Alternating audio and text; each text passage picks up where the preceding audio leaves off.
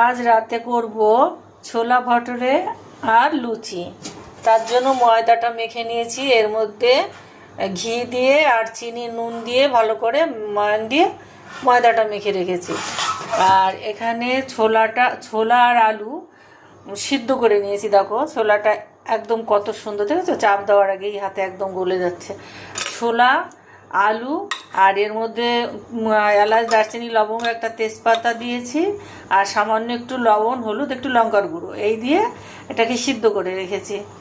আর মশলার মধ্যে দেব হচ্ছে, এখানে যেহেতু লবণ দিয়েছি তাই সামান্য একটু লবণ এখানে দিয়েছি। এখানে আছে পেঁয়াজ, রসুন, আদা, শুকনো লঙ্কা বেটে রেখেছি আর সামান্য একটু ধনের গুঁড়ো, জিরের গুঁড়ো, একটু পরিমাণ মতন মিষ্টি যেহেতু ছোলা, আর সামান্য একটু হলুদ, আর দেব হচ্ছে পেঁয়াজ কুচি, টমেটো কুচি। এই দিয়ে রান্নাটা করব।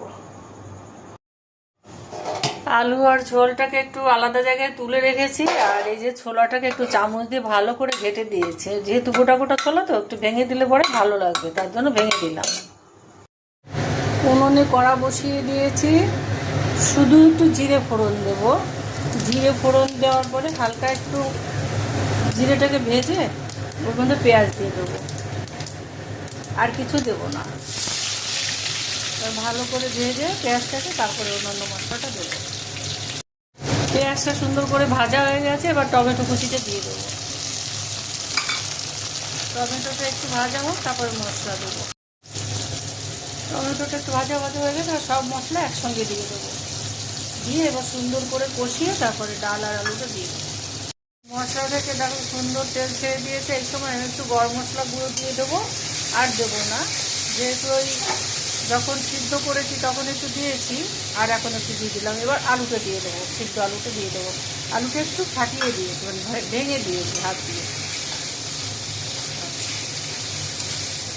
এটা একটু হবে, তারপরে ছোলা। আলুটা একটু ভাজা ভাজা হয়ে গেছে, এবার আমি ছোলা আর সিদ্ধটা দিয়ে দেবো, জল সহ একবারে দিয়ে দেবো।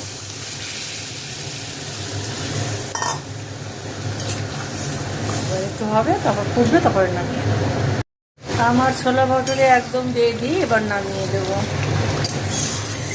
দেখো কত সুন্দর হয়েছে, একদম।